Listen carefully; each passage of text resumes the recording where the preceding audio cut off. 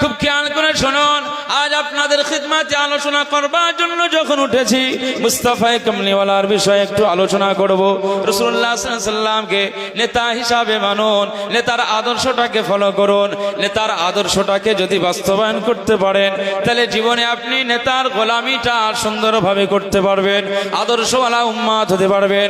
হে নবীর উম্মত উম্মতিরা, খুব খেয়াল করে শুনুন, পৃথিবীর জমিনে কষ্টের সঙ্গে আমাদের জীবন যাপন করতে হয় না।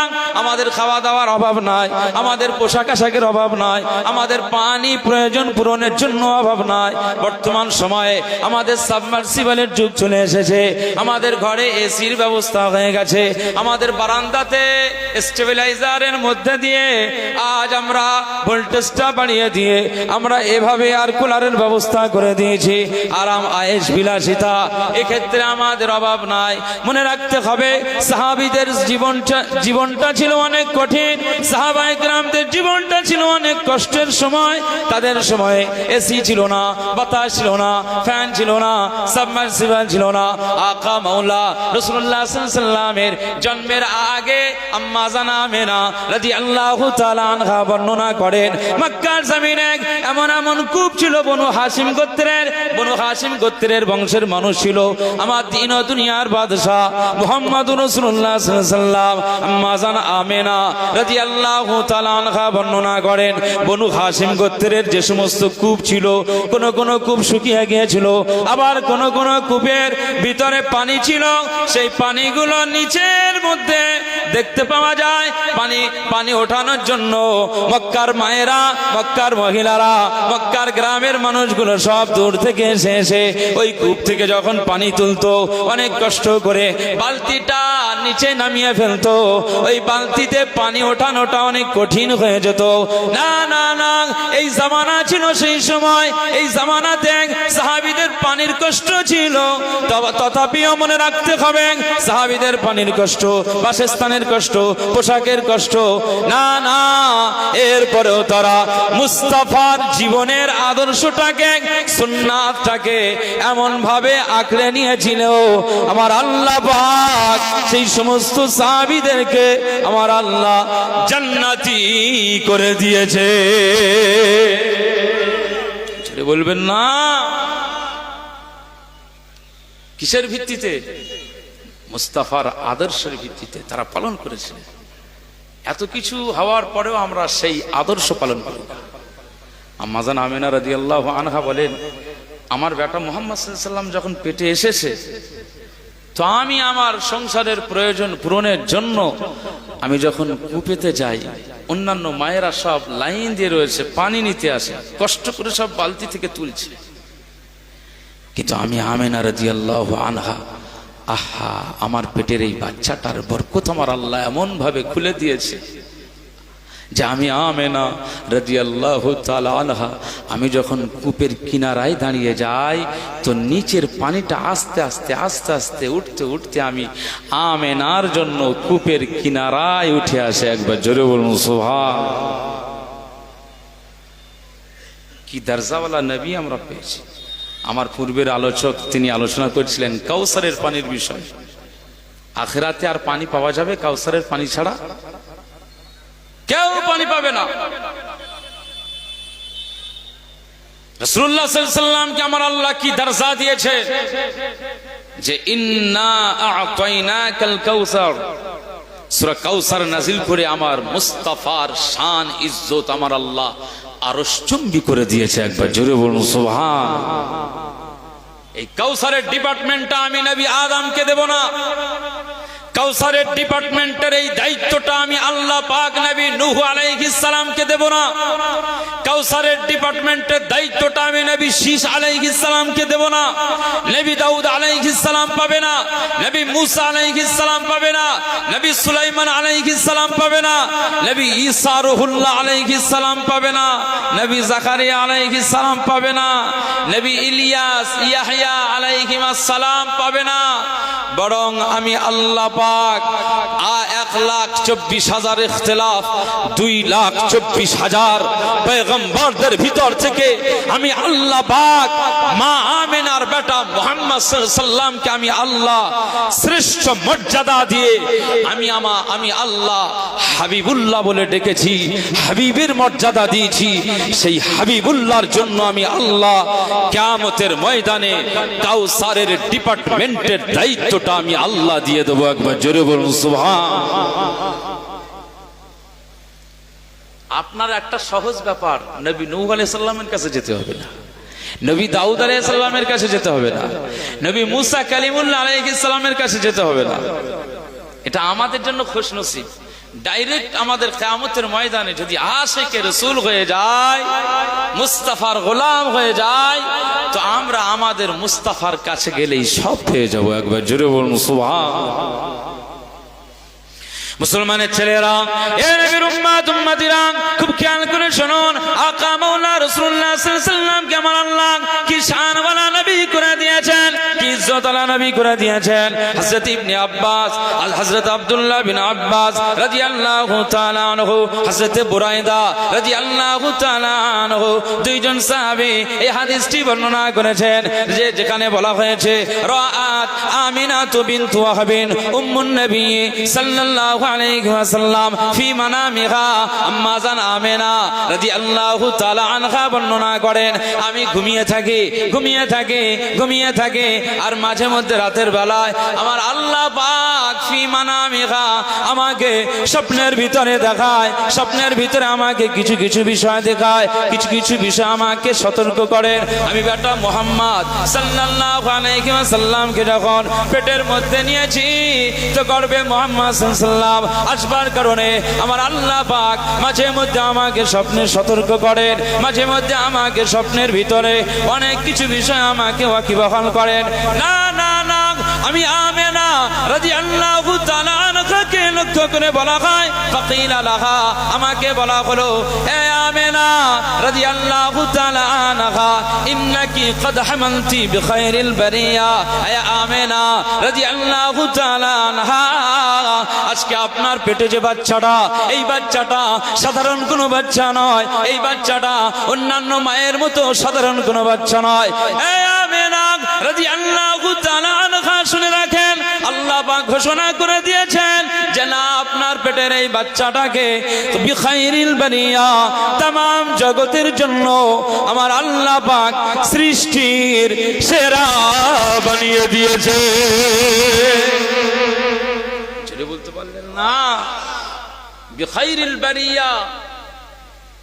মা আমিনা রাদিয়াল্লাহু তাআলা আনহা বলছেন, আমাকে ফি মানামিহা, আমাকে স্বপ্নের মধ্যে এভাবে বলা হয় যে আপনার পেটের যে বাচ্চাটা নিয়ে আপনি বহন করছেন, এই বাচ্চাটা সাধারণ কোনো বাচ্চা নয়, আপনি এটাকে সাধারণ ভাববেন না, সুতরাং আপনাকে সতর্কতার সঙ্গে চলতে হবে। পাক পবিত্র অবস্থায় ওযু হালাতে চলাফেরা করতে হবে, বাচ্চার জন্য আপনাকে দোয়া চাইতে হবে, মহান আল্লাহ তাআলার কাছে এই বাচ্চার সুস্বাস্থ্য, বাচ্চার কল্যাণ কামনা করতে হবে। মা আমিনা রাদিয়াল্লাহু আনহা, এই বাচ্চাটা হচ্ছে বিখাইরিল বারিয়া, तमाम জগতের ভিতরে আমার আল্লাহ সৃষ্টির সেরা বানিয়ে দিয়েছে। একবার জোরে বলুন সুবহানাল্লাহ।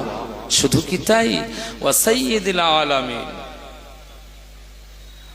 আম্মা জান আমিনা রাদিয়াল্লাহু তাআলা আনহা বর্ণনা করেন, আমার পেটের বাচ্চাটার বিষয়ে আমাকে জানানো হয়। মা আমিনা রাদিয়াল্লাহু তাআলা আনহা শুনেন, শুধু তাই নয়, আপনার এই বাচ্চাটাকে আমার আল্লাহ পাক সাধারণ কোনো বাচ্চা করে নাই, সাধারণ কোনো বাচ্চা করে নাই।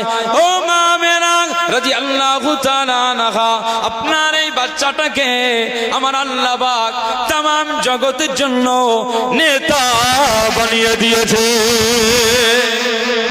সাইয়্যিদুল আলামিন, সমস্ত জগতের জন্য নেতা। রাসূলুল্লাহ সাল্লাল্লাহু আলাইহি সাল্লামকে আমার আল্লাহ সমস্ত জগতের জন্য নেতা বানিয়েছে। আমাদের আসমান কয়টা?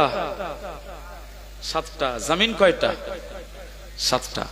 তাহলে 7টা আসমানের স্তরের এক একটা জগৎ। আমরা এক জায়গায় জড়ো হয়েছিলাম, এই জড়ো হয়ে যাওয়ার জায়গাটা, এই জগৎটার নাম কি বলে? আলামে আরওয়াহ, রুহের জগতে ছিলাম। এই রুহের জগতে যখন ছিলাম তখন আমার আল্লাহ পাক বলেছিলেন যে আলাস্তু বিরব্বিকুম, আমি কি তোমাদের রব নই? ক্বালু বালা, রুহের মধ্যে থেকে সবাই বলেছিলেন হ্যাঁ আল্লাহ আপনি আমাদের রব। তবে এখানে মুফাসসির কেরামরা ব্যাখ্যা ডিপলি একটা ব্যাখ্যা করেছেন যে সর্বপ্রথম এট ফার্স্ট যিনি আল্লাহকে রব হিসাবে সেখানে সাক্ষ্য দিয়েছিল তিনি অন্য কোনো ব্যক্তি নয়, তিনি হলেন মা আমিনার কলিজার টুকরা হযরত মুহাম্মদুর রাসূলুল্লাহ সাল্লাল্লাহু আলাইহি ওয়াসাল্লাম। একবার জোরে বলুন সুবহানাল্লাহ। তিনি যখন বলেছেন যে হ্যাঁ আল্লাহ আপনি আমাদের রব, তো তার সাথে সব রুহের সমস্ত রূহগুলো একসঙ্গে বলেছিল হ্যাঁ আল্লাহ আপনি আমাদের রব। একবার জোরে বলুন সুবহানাল্লাহ। সেই মুস্তাফায়ে কামলিওয়ালাকে তামাম জগতের জন্য আমার আল্লাহ নেতা বানিয়েছে। তাহলে আলামে আরওয়াহ থেকে আমার আল্লাহ আপনাকে কোথায় নিয়ে এসেছিল? কোথায়? মায়ের গর্ভে। এটাকে বলা হয় আলামে রেহেম। রেহেম গর্ভের জগৎ। তাহলে এই জগৎটা থেকে আবার আপনাকে ভূমিষ্ঠ হতে হয়েছে, আবার আপনাকে দুনিয়ায় আসা লেগেছে। আমার আল্লাহ পাক মায়ের গর্ভে থেকে আপনাকে আবার পাঠিয়েছে। আপনি যখন এই যে জগতে ঘোরাফেরা করছেন, এই জগৎটার নাম হচ্ছে কি আলামে দুনিয়া। এই আলামে দুনিয়া থেকে আবার আপনার একদিন মৃত্যুবরণ করতে হবে না? হবে না? চোখের পাতা বন্ধ হবে, অক্সিজেন আপনাকে কেড়ে নেওয়া হবে, রুহু ভিতর থেকে বার করে নেওয়া হবে। রুহু তো আমার আল্লাহর ইশারায় চলে। রাত্রে যখন আমরা ঘুমিয়ে যাই কি বলি? আল্লাহুম্মা বিইসমিকা আমুতু ওয়া আহইয়া। আল্লাহ আপনার নাম নিয়ে ঘুমাতে চলেছি, আমি তো মৃত্যুবরণ করছি। আবার আল্লাহ আপনার যদি ইচ্ছা হয় তাহলে ওয়া আহইয়া, আমি আবার জীবিত হয়ে যাব। একবার জোরে বলুন সুবহানাল্লাহ। তো এটাকে ছোট মৃত্যু বলা যায়। ঘুমিয়ে থাকলে আপনার কোনো হুঁশ থাকে না। বলে ভাই এত নাক ডাকিস, তোর নাক ডাকাতে আমাদের ঘুম আসে না। বলে জীবনে আমার নাক ডাকে না। সে এখন মোবাইলে ভিডিও করেছে, তুই কিরাম নাক ডাকাস না, আমি একটু দেখাচ্ছি। তাহলে ঘুমিয়ে থাকলে আপনার জ্ঞান থাকে না, সেন্স লেস হয়ে যায়। ঘুমটাকে ছোট্ট মৃত্যু বলা হয়েছে, এজন্য আমুতু ওয়া আহইয়া বলা হয়। কিন্তু আসল মউত একদিন হবে, যেদিন রূহ কেড়ে নেওয়া হবে। এই রূহ কেড়ে নেওয়ার পরে আপনার মৃত্যু হবে, মউত হবে। আপনার লাশটাকে, বডিটাকে আপনার সাদা কাফনে মোড়ক করে দিয়ে আপনার কবরস্থানে দাফন করা হবে। ওই যে জগৎটাকে বলা হয় আলামে বারজাখ, কবরের জগৎ। কবরের জগতে কিন্তু সারা জীবন থাকা হবে না। কবরের জগতে সারা জীবন নয়।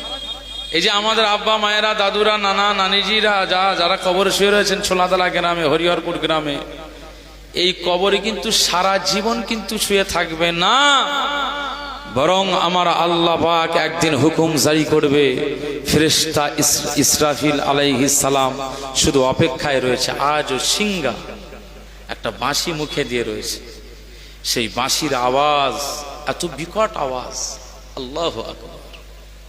যে বিকট আওয়াজ হবে, সেই বিকট আওয়াজ, এই শব্দে পৃথিবীর যে সমস্ত মানুষ শুনতে পাবে, যদি গর্ভবতী মানুষ মহিলারা শুনতে পায়, ওয়ানা আসে, এই শব্দের আওয়াজ সহ্য করতে পারবে না। গর্ভের বাচ্চাটা ওয়ানা আসে নিচে থেকে পড়ে যাবে। যেদিনে পড়বে এই দিনটা কিয়ামতের দিন হয়ে যাবে। কথা বুঝতে পারছেন? আমার আল্লাহ পাক কোরআনুল কারীমের সূরা ইনফিতর বলা হচ্ছে ওয়া ইযাল কুবুর বু'সিরাত ইযাস সামাউ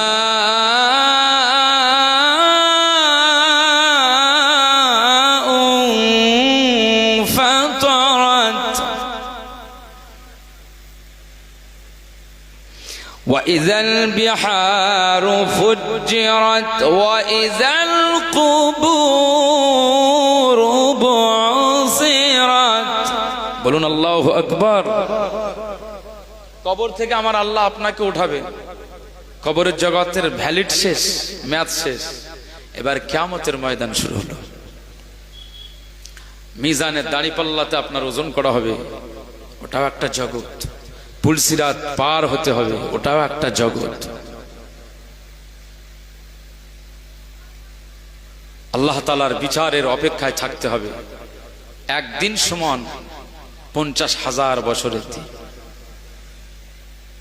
কথা বুঝতে পারছেন? কিয়ামতের এই জগৎটা আলামে কিয়ামত। তাহলে এভাবে এক একটা করে জগৎ যদি আমরা ক্লাসিফিকেশন করি, মুফাসসির কেরামরা বলছেন যে জগৎ প্রায় 1000টারও বেশি জগৎ আমার আল্লাহ সৃষ্টি করেছেন। একবার জোরে বলুন সুবহানাল্লাহ। আলহামদুলিল্লাহি রাব্বিল আলামিন।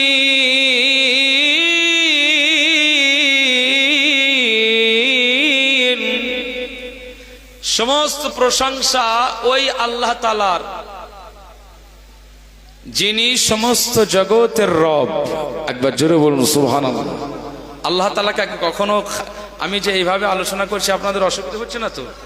কখনো খালিক বলা হয়, কখনো মালিক বলা হয়, কখনো কাদির বলা হয়, কখনো রব বলা হয়। রব মানে হচ্ছে আমাদের মায়েদেরকে রব্বাতুন শব্দ বলা হয়েছে। রব শব্দের অর্থ হচ্ছে প্রতিপালন যিনি করেন, তাকে রব বলা হয়। রব বলা হয় আমার আল্লাহকে, তিনি প্রতিপালক, আমাদেরকে প্রতিপালন করেছেন। আরে মায়ের গর্ভে থেকে জন্ম হওয়ার পর থেকে তো মা দুধ পান করিয়েছে, তার আগে যে 8-9 মাস পেটের মধ্যে আপনি ছিলেন, তো আপনার দেখভালের দায়িত্বটা কে নিয়েছে? আপনার খাওয়া পড়া, আপনার অক্সিজেন, আপনার দেওয়া, আপনার শরীরের সুস্থতা, এগুলো কে করেছে বলে? আল্লাহ। এই জন্য তিনি রব। শুধু কি তাই, আপনার জন্মের পরে পরেই আপনার কি এরকম বড় বড় দাঁত উঠেছিল? 32টা দাঁত জন্মের পরে পরেই দাঁতই ছিল। তাহলে আপনার দাঁতবিহীন অবস্থায় এই ছোট্ট বেলাতে আপনার খাদ্য এমন ব্যবস্থা আমার আল্লাহ করেছেন যে প্রোটিন যুক্ত খাদ্য, ভিটামিন যুক্ত খাদ্য, যে খাদ্য আপনার ব্যবহার করলে শরীরের পুষ্টি বাড়বে, স্বাস্থ্য ভালো থাকবে এবং আস্তে আস্তে আপনি বেড়ে উঠবেন, গ্রোথ আপনার বেড়ে যাবে। আমার আল্লাহ আপনার জন্য মায়ের বুকে দুধটাই আপনার জন্য শ্রেষ্ঠ খাদ্য হিসাবে ব্যবহার করে দিয়েছেন। একবার জোরে বলুন সুবহানাল্লাহ। মুসলমানের ছেলেরা, এ নবীর উম্মত উম্মতিরা, খুব খেয়াল করে শুনুন। আকা মাওলা রাসূলুল্লাহ সাল্লাল্লাহু আলাইহি ওয়াসাল্লামকে আমার আল্লাহ পাক ঘোষণা করছেন সাইয়্যিদুল আলামিন। আমার আল্লাহ পাক নিজের জন্য বলছেন রব্বিল আলামিন। সমস্ত জগতের তিনি রব, সমস্ত জগতের তিনি আল্লাহ, সমস্ত জগতের তিনি মালিক, সমস্ত জগতের তিনি খালিক, সমস্ত জগতের তিনি আল্লাহ। এ নবীর উম্মত উম্মতিরা, আল্লাহ বলেন আমি 7 আসমানের যেমন আল্লাহ, আমি 7 জমিনের তেমন আল্লাহ। আমি 7 আসমানের যেমন রব, 7 জমিনের তেমন রব। আমি যেমন আলামে বারযাখের রব, আমি তেমন আলামে কিয়ামতের রব। এ নবীর উম্মত উম্মতিরা, খুব খেয়াল করে শুনুন। আমার আল্লাহ পাক জানিয়ে দেন আমি যেমন সমস্ত জগতের মালিক হয়ে গিয়েছি, আমি যেমন সমস্ত জগতের আল্লাহ হয়ে গিয়েছি, ঠিক তেমনি ভাবে নবী নূহ আলাইহিস সালামকে সমস্ত জগতের জন্য নবী বানাই নাই। নবী আদম আলাইহিস সালামকে সমস্ত জগতের জন্য আমি আল্লাহ নবী বানাই নাই। নবী ঈসা আলাইহিস সালামকে সমস্ত জগতের জন্য আমি আল্লাহ নবী বানাই নাই। না না না, নবী দাউদ আলাইহিস সালামকে নয়, নবী মুসা কালিমুল্লাহকে নয়, নবী ইউসুফ আলাইহিস সালামকে নয়, নবী আইয়ুব আলাইহিস সালামকে নয়, নবী ইয়াকুব আলাইহিস সালামকে নয়, নবী ঈসা রূহুল্লাহ আলাইহিস সালামকে নয়, বরং আমি আল্লাহ পাক মুহাম্মদুর রাসূলুল্লাহ সাল্লাল্লাহু আলাইহি ওয়াসাল্লামকে, আমার হাবিবুল্লাহকে আমি আল্লাহ পাক 7 আসমানের নবী করলাম, 7 জমিনের নবী করলাম। আমি যেমন সব জগতের রব, ঠিক তেমনি ভাবে মা বিনার বেটা মুহাম্মদ সাল্লাল্লাহু আলাইহি ওয়াসাল্লামকে আমি আল্লাহ পাক तमाम জগতের জন্য নেতা বানিয়ে দিয়েছি। জোরে বলবেন না সুবহানাল্লাহ। সমস্ত জগতের জন্য আমাদের কামলিওয়ালাকে নেতা বানানো হয়েছে। আম্মা জান আমিনা রাদিয়াল্লাহু তাআলা আনহা বলছেন, ফাইজা ওয়ালাতিহি ফাসাম্মিহি, আমাকে স্বপ্নের ভিতরে ঘোষণা দেওয়া হচ্ছে, এই মা আমিনা রাদিয়াল্লাহু আনহা, আপনার বেটা এটা সাধারণ বেটা নয়, সমস্ত জগতের নেতা, সুতরাং এই বাচ্চা যখন জন্ম নেবে, ফাইজা ওয়ালাতিহি ফাসাম্মিহি, বাচ্চার জন্মের পরে নামটাও ঠিক করে রাখবে। কি নাম? নামটা ঠিক করে রাখবে, আহমাদা ওয়া মুহাম্মাদা। একবার জোরে বলুন সুবহান। বাচ্চা জন্মের পরে এই বাচ্চার নামটা কি রাখবে? আহমদ ওয়া মুহাম্মদ সাল্লাল্লাহু আলাইহি ওয়াসাল্লাম। আহমদ নাম রাখবে ওয়া মুহাম্মদ সাল্লাল্লাহু আলাইহি ওয়াসাল্লাম নাম রাখবে। আমাদের গর্ভের বাচ্চা যখন এসে যায়, স্বামীকে একদিন ডেকে বলছে পাশে বালিছে যে, স্বামী আমি একটা নাম চয়েস করেছি, যদি এ মেয়ে হয় তো নাম রাখবো নুসরাত জাহান, আর যদি ছেলে হয় তো নাম রাখবো শাহরুখ খান। তুমি আমার এই কথাটা ফেলে দেবে না। হ্যাঁ, নায়কদের নাম রাখা যায়, নায়িকাদের নাম ওসব চলবে না। বলে তাহলে লালটু, আকাশ, বুলবুল, টুনটুনি, ভল্টু, চিন্টু, চন্টু, চঞ্চল, যা ইচ্ছা তাই আমাদের ঘরের ছেলেদেরকে নাম রাখা হয়। হয় না? হয় না? বলে ফাইজা ওয়ালাতিহি ফাসাম্মিহি। আম্মা জান আমিনা রাদিয়াল্লাহু আনহাকে আমার আল্লাহ পাক বলছেন স্বপ্নের মধ্যে যে, আপনার ছেলেটা যখন জন্ম নেবে আপনি তার নামটা রাখবেন আহমাদা ওয়া মুহাম্মদ। সুতরাং মুহাম্মদ সাল্লাল্লাহু আলাইহি ওয়াসাল্লামের অর্থই হচ্ছে চরম প্রশংসিত। একবার জোরে বলুন সুবহানাল্লাহ। নাম রাখতে গেলে অর্থপূর্ণ ভালো নাম রাখতে হবে। আপনি যা হোক নাম রাখবেন হবে না। দৃষ্টান্ত হিসাবে আমি বলি, আমার নিজের অভিজ্ঞতার কথা বলছি। আমার এলাকার একজন ভাই তার ছেলে হওয়ার পরে আমার সাথে বললেন, হুজুর ছেলে হয়েছে, মিষ্টি নিয়ে এসছে। তো মিষ্টি নিয়ে এসছে, আমার বলল যে আমার ছেলের জন্য দোয়া করবেন। আলহামদুলিল্লাহ, তো দোয়া করলাম। তো বললো ছেলেটার নাম কি রাখবো?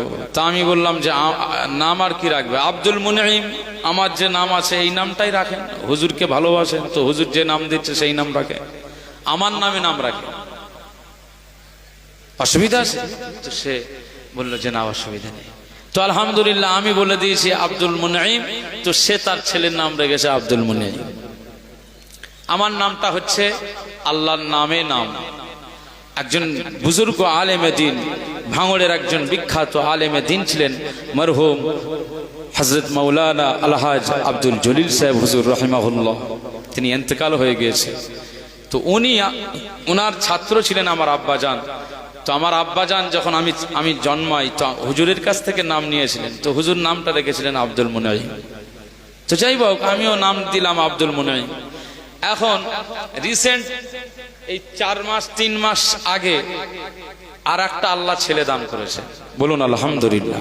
আল্লাহ তাদের হায়াতে তাইয়্যিবা দান করুন। এখন দ্বিতীয় ছেলে হওয়ার পরে আমাদের কাছে কোনো খবর নেই, আমরা অন্যভাবে শুনলাম যে ওর আর একটা ছেলে হয়েছে। এখন তাকে জিজ্ঞেস করলাম যে ভাইজান আপনার ছেলে হলো, তো কই সংবাদ দিলেন না? মিষ্টি পেলাম। মিষ্টি দূরে থাক, অন্তত ছেলের সংবাদটা তো দেওয়া উচিত। আগে তো আমি নাম রাখলাম, সবকিছু করলাম, এখন ছেলের কোনো সংবাদই নেই। ব্যাপারটা কি? এখন বিশাল ভাও দেখাচ্ছেন, বিশাল এখন দুটো ছেলের বাপ বলে একেবারে গরিমা হয়ে গেছে নাকি? বলে না না, আমি একটু পেরেশানিতে আছি। তো মিষ্টি কিনে এনেছে আলহামদুলিল্লাহ। এখন আমি কথা প্রসঙ্গে বললাম যে ছেলের নাম কি রেখেছেন? তো বললো নাম একটা চয়েস করেছে ওর মা। আমি বললাম কেন, আমাদের সে নাম আর পছন্দ হয় না, মা রেখেছে তাই নাম রাখছেন। তো কি নাম রেখেছেন বলেন? বলে আব্দুল ফাতিন। আব্দুল ফাতিন শুনে আমার মাথা ঘুরে গেছে। আব্দুল মাতিন এগুলো আল্লাহর নাম, আব্দুল কাহার এগুলো আল্লাহর নাম, কাদির, আব্দুল কাদির ঠিক আছে, কিন্তু ফাতিন এই নামটা তো আমরা শুনিনি। আরে সমাজে ঝগড়া ঝাঁটিকে আরবি ভাষায় কি বলে? ফিতনা বলে না? ফিতনা বলে তো। ফাতিন মানে হচ্ছে সবচেয়ে বড় ফিতনাকারীর গোলাম। ফাতিন মানে হচ্ছে ফিতনাকারীর দাস, আব্দুল মানে হচ্ছে দাস। তো ফিতনাকারীর দাস নামের কোনো অর্থ হয়? আমি বলি সর্বনাশ, ও তো আপনার আগে শায়েস্তা করবে ও ছেলে, ওই রকম নাম রাখে আব্দুল ফাতিন, ও তো বিপর্যয়কারীর দাস, মানে ও তো বড় হবার পরে পরে ও তো আপনি বাপ হিসাবে আপনার তো আগে শায়েস্তা করবে। এরকম উল্টো পাল্টা নাম রাখেন কেন? আলেম ওলামাদের সাথে পরামর্শ করতে পারেন না? যা ইচ্ছা তাই মনে করবে। মুসলমানের ছেলেরা, এ নবীর উম্মত উম্মতিরা, খুব খেয়াল করে শুনুন। হযরত আলী রাদিয়াল্লাহু আনহু সাহেবজাদা ইমাম হাসান রাদিয়াল্লাহু আনহু যখন জন্মালেন, ঠিক সেই সময় হযরত আলী রাদিয়াল্লাহু আনহু ছেলের নাম দিয়েছে হারাব, ছেলের নাম দিয়েছে হারাব। আল্লাহ নবীর কাছে নিয়ে গেলেন। আকা মাওলা রাসূলুল্লাহ সাল্লাল্লাহু আলাইহি ওয়াসাল্লাম কাপড়ে জড়িয়ে নিয়ে যাওয়া হয়। আকা মাওলা রাসূলুল্লাহ সাল্লাল্লাহু আলাইহি ওয়াসাল্লাম তাহনিক করলেন। তাহনিক করার পদ্ধতি হলো খাজুর চিবিয়ে চিবিয়ে ওই খাজুরের ওই লালা মোবারক খাজুরে লাগিয়ে দেওয়া, আর ওই খাজুরের অংশটা বাচ্চার গালে দিয়ে দেওয়া, এটাকে তাহনিক বলা হয়। এটা সুন্নাত। মুস্তাফা কামলিওয়ালা মদিনার বাচ্চাদেরকে তাহনিক করতেন। সাহাবায়ে কেরামদের বাচ্চা হলে মুস্তাফা কামলিওয়ালা দরবারে হাজির হয়ে যেতেন। আকা মাওলা রাসূলুল্লাহ সাল্লাল্লাহু আলাইহি ওয়াসাল্লামের কাছে পৌঁছে যেতেন। রাসূলুল্লাহ সাল্লাল্লাহু আলাইহি ওয়াসাল্লামের লালা মোবারকটাকে বরকত হিসাবে তারা নিতে চাইতেন, এটাকে তাহনিক বলা হয়। আকা মাওলা রাসূলুল্লাহ সাল্লাল্লাহু আলাইহি ওয়াসাল্লামের কাছে পরামর্শ করতেন, ইয়া রাসূলুল্লাহ গে, ইয়া হাবিবাল্লাহ, আমাকে আমার আল্লাহ পাক একটা বাচ্চা দান করেছেন, পুত্র সন্তান দান করেছেন, এর নামটা আপনি কি রাখবো বলে দেন। আপনি যেটা বলবেন আমি আপনার সাহাবী সেটা রাখবো। সাহাবীদের নাম রাখা হয়েছে আব্দুর রহমান, কয়েকজন সাহাবীদের নাম রাখা হয়েছে আব্দুর রহমান। কোন সাহাবীর নামের সাথে যেহেতু আব্বার নামের পরিচয়, এজন্য দেখবেন আব্দুর রহমান ইবনে আউফ, আব্দুর রহমান ইবনে উমর, আব্দুল্লাহ বিন উমর, আব্দুল্লাহ বিন আব্বাস, আব্দুল্লাহ বিন উমায়ের, এভাবে সব নাম রাখা আছে। কারণ আমার আকা মাওলা রাসূলুল্লাহ সাল্লাল্লাহু আলাইহি ওয়াসাল্লাম ঘোষণা করেছেন, আমার সাহাবায়ে কেরামেরা, আমি রাসূলুল্লাহ সাল্লাল্লাহু আলাইহি ওয়াসাল্লাম জানিয়ে দিলাম, তোমাদের বাচ্চা জন্মালে বাচ্চার ভালো নাম রাখবে, বাচ্চার আকিকা করবে, এটা করা সুন্নাত। আর ভালো নাম রাখবে, অর্থপূর্ণ নাম রাখবে। কারণ আমার আল্লাহ পাক নামের মধ্যে বরকত দিয়েছে, নামের মধ্যে শ্রেষ্ঠত্ব দিয়েছে, নামের মধ্যে আমার আল্লাহ অনেক বৈশিষ্ট্য দান করে দিয়েছে। কিয়ামতের ময়দানে আপনার বাচ্চা যখন হাসরের ময়দানে উঠবে, আমার আল্লাহ পাক আপনার বাচ্চাকে আব্দুর রহমান বলে ডেকে ডেকে, আব্দুল্লাহ বলে ডেকে ডেকে আমার আল্লাহ পাক জান্নাতি বানিয়ে দেবে।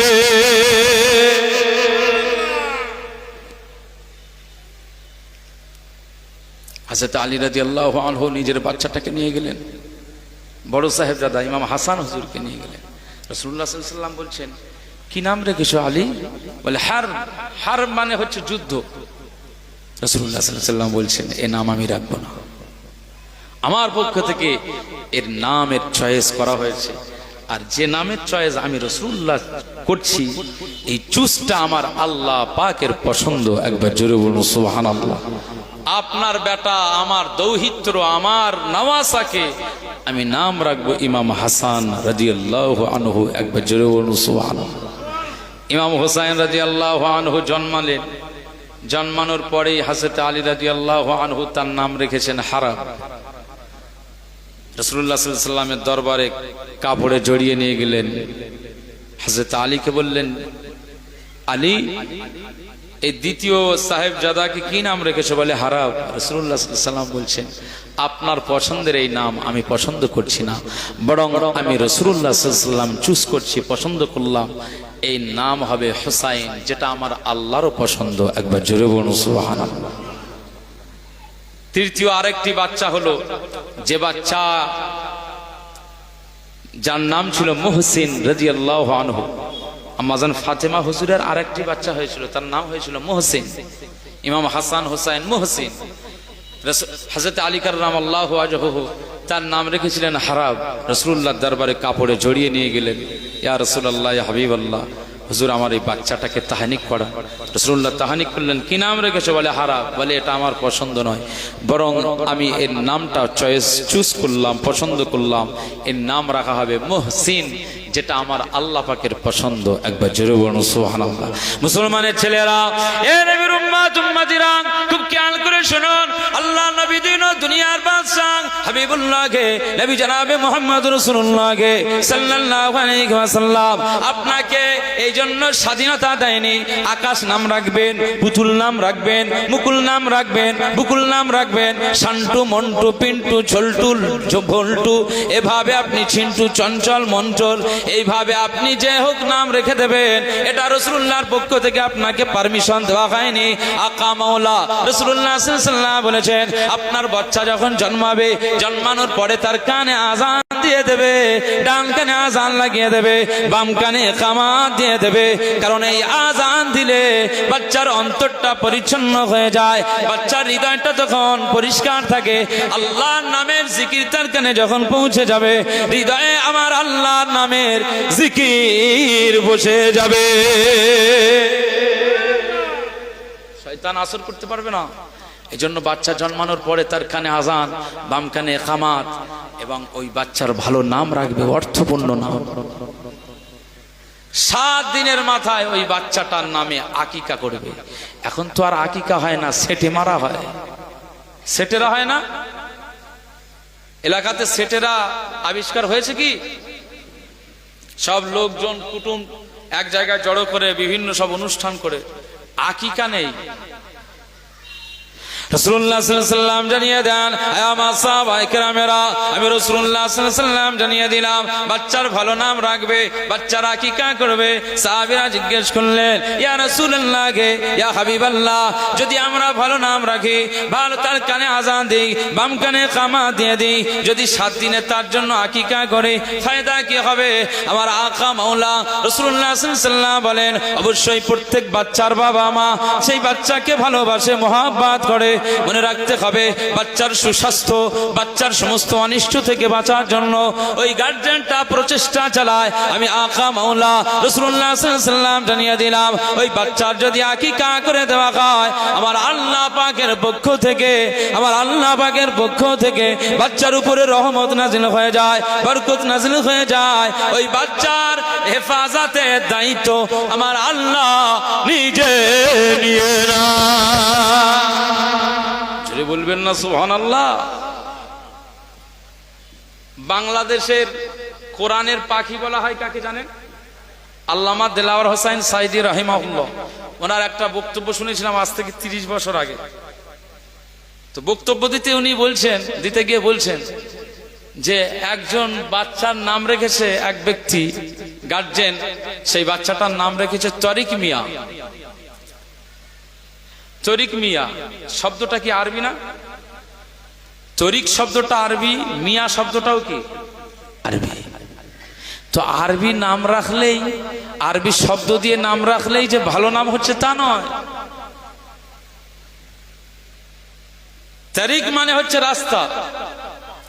যারা সৌদিতে হজ পাকে উমরাতে গিয়েছেন, এখানে বলতে পারবেন হাজী সাহেবরা, পুলিশ আপনাদের এই ভিড় থেকে বাঁচানো, হাজি হাজি তারিখ, হিনা হিনা, গুদ্দাম গুদ্দাম, এরকম বলে না? বলে না? তারিখ, হাজা তারিখ। তারিখ মানে হচ্ছে রাস্তা। আর আরবিতে মিয়া শব্দের, মিয়াতুন শব্দের অর্থ হচ্ছে 100। তাহলে কারো যদি তরিক মিয়া নাম রাখি, তাহলে অর্থটা কি দাঁড়াবে? 100টা রাস্তা। তো এর দ্বারা কি ফায়দা হবে? কথা বুঝতে পারছেন না? তরিকুল ইসলাম এটা রাখা যাবে, ইসলামের রাস্তা। তরিকুর রহমান, রহমানের রাস্তা, এগুলো রাখা যেতে পারে। কিন্তু তরিক মিয়া তো আর 100টা রাস্তা, এই অর্থপূর্ণ নাম রাখা যাবে না। এই জন্য খুব সাবধানে আমাদের নাম ধাম এগুলো রাখতে হবে। এটা ইসলাম আমাদের শিখিয়েছে। মুসলমানের ছেলেরা, এ নবীর উম্মত উম্মতিরা, খুব খেয়াল করে শুনুন। আম্মা জান আমেনা রাদিয়াল্লাহু তাআলা আনহা বর্ণনা করেন, আমাকে স্বপ্নের ভিতরে সতর্ক করে দেওয়া হচ্ছে, ফাইজা ওয়ালাতিহি ফাসাম্মিহি, এ মা আমেনা রাদিয়াল্লাহু তাআলা আনহা, আপনার বাচ্চা যখন ভূমিষ্ঠ হয়ে যাবে, এই বাচ্চার নামটা রেখে দেবে আহমাদা ওয়া মুহাম্মাদা। বাচ্চার নামটা আহমদ সাল্লাল্লাহু আলাইহি ওয়াসাল্লাম, মুহাম্মদ সাল্লাল্লাহু আলাইহি ওয়াসাল্লাম নামটা রেখে দেবে। ও মা আমেনা রাদিয়াল্লাহু তাআলা আনহা, ঘোষণা হয়ে গেল ওয়াল্লিকি আলাইহি খাযিহি। না না, আম্মা জান আমেনা রাদিয়াল্লাহু তাআলা আনহাকে বলা হলো এই যে কাগজের টুকরাটা দেখতে পাচ্ছ, এই কাগজের টুকরাটা ওই বাচ্চার উপরে ঝুলিয়ে দেবে, বাচ্চার উপরে ঝুলিয়ে দেবে। না না, আম্মা জান আমেনা রাদিয়াল্লাহু তাআলা আনহা বর্ণনা করেন নে ফাংতাবাহাত, ঘুমের থেকে তিনি জাগ্রত হয়ে গেলেন।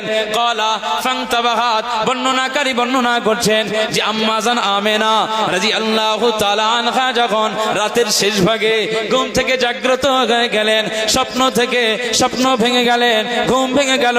ঘুম থেকে ভেঙে যাওয়ার পরে আম্মা জান আমেনা রাদিয়াল্লাহু তাআলা আনহা বর্ণনা করেন আমি দেখতে পাই ওয়া ইনদা রাসিহা, আমার মাথার কাছে, তার মাথা মুবারাকের কাছে একটা চিরকুট পড়ে রয়েছে, যে চিরকুটের ভিতরে সাহিফাতুম মিন যাহাবিম মাকতুবুন ফিহা, যে চিরকুটের ভিতরে লেখা আছে, যে কাগজের ভিতরে লেখা আছে, সোনার কালি দিয়ে লেখা, সোনা দিয়ে লেখা রয়েছে, যেখানে লেখা আছে মা আমেনা এই বাচ্চাটাকে আমি আমার আল্লাহর কাছে আমি আশ্রয় দিয়ে দিলাম সমস্ত অনিষ্ট থেকে, জিনের আসর থেকে, শয়তানের ধোঁকা থেকে, শয়তানের প্রবঞ্চনা থেকে, সমস্ত ক্ষতি থেকে আমি আমেনা আমার এই বাচ্চাটাকে আল্লাহর আশ্রয় দিয়ে দিলাম।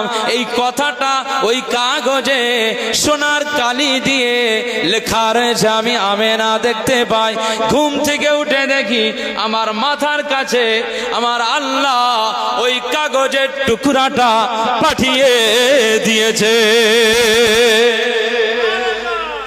বলবেন না সুবহানাল্লাহ? তাহলে দিন ও দুনিয়ার বাদশা তিনি ভূমিষ্ঠ হচ্ছেন, তার আগে নিজের মাকে সতর্ক করছেন আমার আল্লাহ আপনার বাচ্চা ভূমিষ্ঠ হবে, আপনি আপনার বিবিকে, আপনার মাকে, ঘরের বিবিকে, বৌমাকে সতর্ক করবেন না? তাকে তো বলা উচিত রব্বি হাবলি মিনাস সলিহিন, আল্লাহ আমার বাচ্চাকে নেক বাচ্চা দান করে। তার কর্তব্য হচ্ছে কোরআন তেলাওয়াত করা, ওযু করে থাকা। এখন তো পেটে বাচ্চা, ডাক্তার বলছে একটু রেস্টে থাকতে হবে। তো রেস্টে থাকবো, কি করে থাকবো? এই স্বামীর কাছ থেকে বলে মোবাইল একটা আমার কিনে দেন, সারাদিন শুয়ে বসে সময় পার হয় না, একটু টিকটক ভিডিও দেখে সময় পার করি। কথা বুঝতে পারছেন না? আমাদের গর্ভের বাচ্চারা, আমাদের মায়ের গর্ভের বাচ্চারা টিকটক ভিডিও দেখা বাচ্চাগুলো, সে বড় হয়ে কি নবীজির উম্মাত হবে না উলমাত হবে? কোনটা? উলমাত হবে না? এই সমস্ত মাহফিলে দেখবেন এখন ওই সব লাফানো, সব জাম্পিং খেলা উঠেছে, দেখেছেন? সব লাফা। আগে যখন প্রথম উঠেছে তখন বাচ্চারাই লাফাতো, এখন দেখি সব ধেড়েরা লাফাচ্ছে। ছেলে এদিকে ছেলে, ওদিকে মেয়েরা হাত ধরে এইভাবে লাফাচ্ছে। আচ্ছা, এইসব দৃশ্য দেখলে আমার তো হাসি তো লাগে না, রাগ তো হয়, সেটা তো একটা আলাদা জিনিস, কিন্তু আমার অত্যন্ত কষ্ট হয় এদের প্রতি, যে নূর নবীজির উম্মত হিসাবে আমার মুস্তাফায়ে কামলিওয়ালা কিয়ামতের ময়দানে তার জাতিকে নিয়ে আমার আল্লাহর দরবারে গর্ব করবেন। আল্লাহকে বলবেন, আল্লাহ এটা হচ্ছে আমার হরিহরপুর গ্রামের উম্মত, এটা হলো আমার সোলাদানার উম্মত, এটা হলো আমার কাঁটারাটি গ্রামের উম্মত। আল্লাহ দুনিয়ার জমিনে আমার সুন্নাত মোতাবেক জীবন পরিচালনা করেছিল। আজকে আমার এই জাতিকে আল্লাহ জাহান্নাম থেকে বাঁচিয়ে আল্লাহ জান্নাতুল ফিরদাউস নসিব করে দিন। একবার জোরে বলুন সুবহানাল্লাহ। মুস্তাফা কামলিওয়ালা আল্লাহ পাকের দরবারে নিজের উম্মতদের নিয়ে গর্ব করে বলবে, কিন্তু উলমাত হলে তার হয়ে কোনোদিন নবীজি সাফাই গাবেন না, গর্ব করবেন না। আমার নবীজির সম্পর্ক, নবীজি রহমতের দৃষ্টিতে বাচ্চার দিকে তাকাবে না, উম্মতের দিকে তাকাবে না। সামান্য একজনকে বলা হলো যে আমার কোন উম্মত যদি পায়ের গোড়ালির নিচে যদি পায়জামা, প্যান্ট এবং কাপড় ঝুলিয়ে অহংকার বশত দুনিয়ায় চলাফেরা করে, আমার আল্লাহ তার দিকে রহমতের দৃষ্টিতে তাকান না। সুতরাং আল্লাহ যখন রহমতের দৃষ্টিতে তাকাবেন না, সেখানে মুস্তাফায়ে কামলিওয়ালার সুন্নাতটাকে বয়কট করার কারণে তোমার নবীজির রহমতের দৃষ্টি কি করে পড়বে তোমার উপরে? এই কথা ভুল বলছি না? ঠিক বলছি। এই জন্য আদর্শ ওয়ালা উম্মত হতে হবে। মুসলমানের ছেলেরা, এ নবীর উম্মত উম্মতিরা, নবীজি সাল্লাল্লাহু আলাইহি ওয়াসাল্লাম মক্কার জমিনে তাকে বাচ্চা বাচ্চা ছেলেদেরকে নিয়ে দেওয়া হয়েছিল।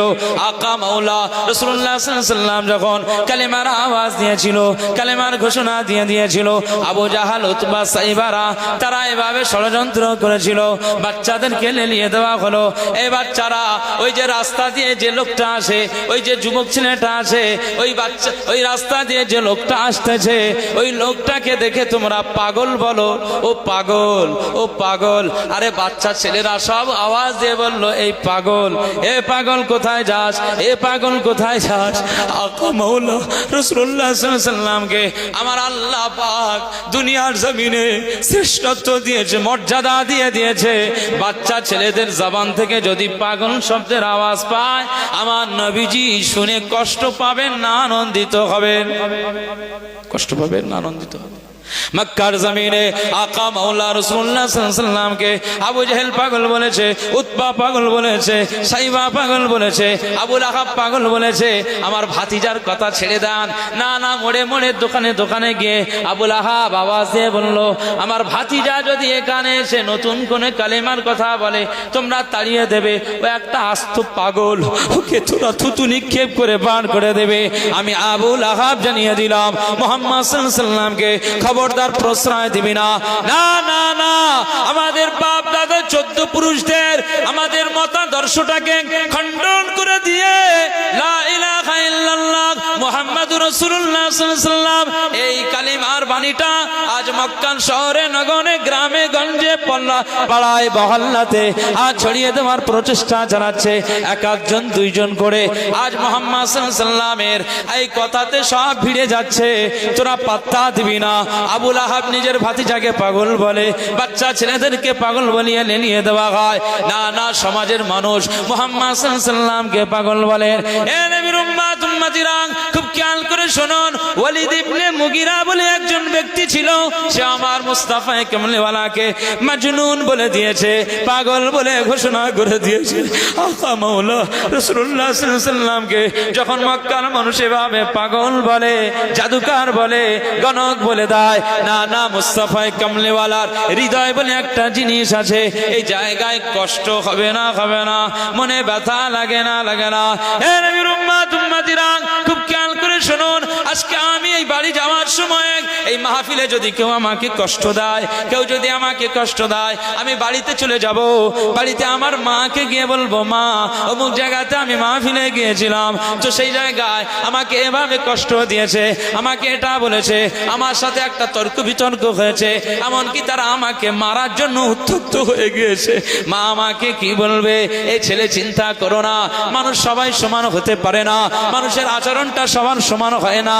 এ ছেলে আব্দুল মোনায়েম শুনে রাখ, আমার আল্লাহর উপরে ভরসা রাখ, ধৈর্য অবলম্বন কর। আমার আল্লাহ পাক বলে দিয়েছেন, বিপদে আপদে সবর করো।